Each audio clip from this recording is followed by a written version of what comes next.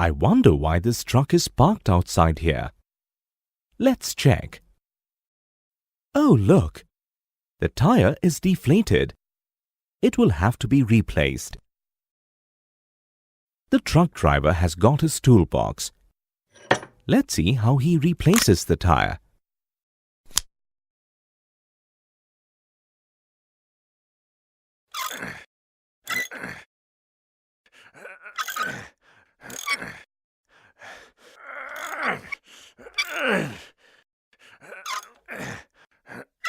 Look, the truck driver seems to have changed the rod.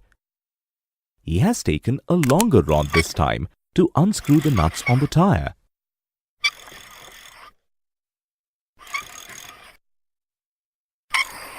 The first time, the length of the rod was shorter, and so the point of application of force, say F1, is at a distance d1 from the axis of rotation. The torque in this case is equal to F1 into d1. However, the second time, he increased the length of the rod. So now the point of application of force, say F2, is at a distance d2 from the axis of rotation.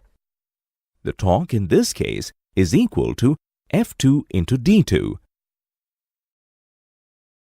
Now remember, for easier rotation, we need to increase the torque.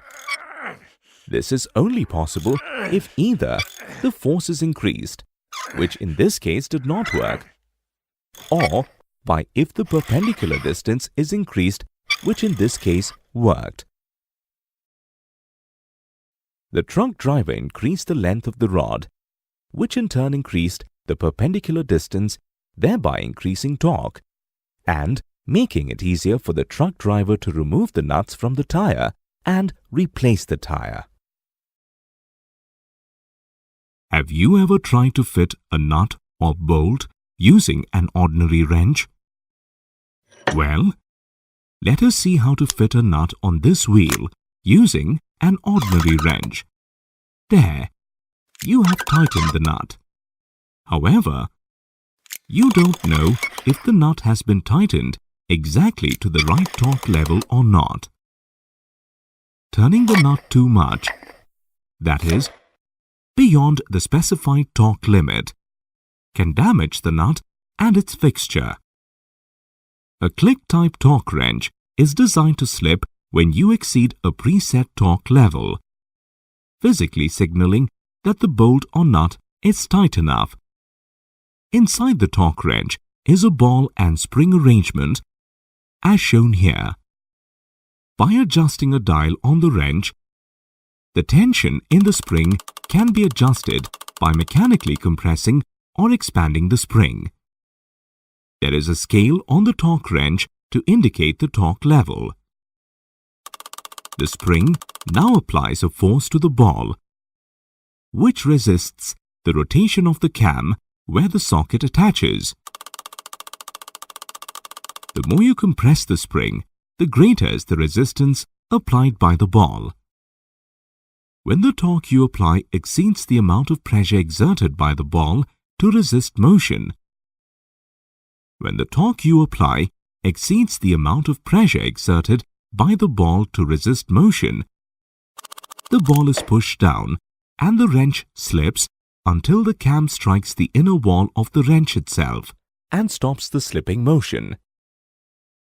So, when you turn the wrench and the ball is pushed down against the spring, the wrench will slip slightly, and you will know that the torque setting has been exceeded.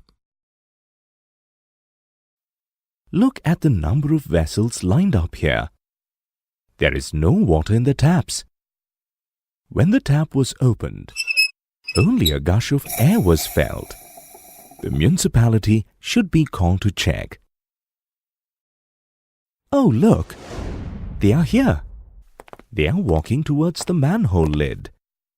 Let's see what they are doing. They are inserting a T-shaped rod into the manhole and rotating it. Let's look closer to see what this rod is rotating.